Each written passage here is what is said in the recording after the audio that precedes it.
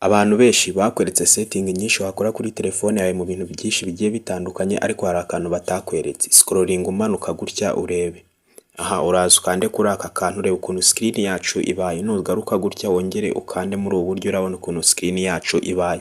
Rero iyo screen yacu imeze gutya haba hari ingaruka nyinshi yuko amaso yawe ashobora kwangirika. Ariko mu gihe screen yawe imeze gutya hari amahirwe menshi yuko telefone yawe itazagira ingaruka ku maso yawe cyangwa se ku bijyanye n'imboni zawe. Rero nkurikira nkwereke uburyo bino bintu ugiye kubikora nawe telefone yawe, ufungure ino setting kugira ngo ubashe kurinda amaso yawe bitewe n'ukuntu uyikoresha buri munsi uko bukeye nuko bwije. Icyo ngusaba rero kana like kuri iyi video, ukore subscribe niba utarayikora, ubundi nkwereke step by step uburyo bino bintu byacu tugiye kubikora. Icyo urakora rero uraza ukande muri setting ya telefone yawe, noneho uscrolling.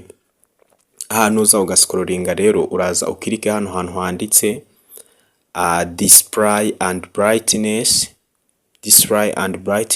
noneho uraza ukirikeho.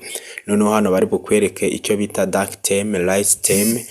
Ahangaha rero nuza ugakoresha hano hantu handitse brightness, urabona hano nukongera urumuri. Aha rero ntabwo ari byo turi bufokasinge. Noneho we uraza umanuke hano hepfo, uraza usanga hano hantu handitse care. Telefone yawe rero igihe uraba utarabona hano hantu handitse care, urabona ko hano hantu hafunze will never turn on automatically. Noneho we rero icyo uraza ukora kugira ngo protecting amaso yawe kuba yakangirika, uraza uhite ugafungura. Urabona screen yacu ihinduye ibara ridashobora kuba ryakangiza amaso yacu. Rero iyi video ibaye igufashije, kora like, tubwire muri comment icyo twazakubwiraho, ndetse ugomeze usharinge video zacu kugira ngo ujye ubasha kubona video twa uploadinze umunsi ku munsi. Welcome.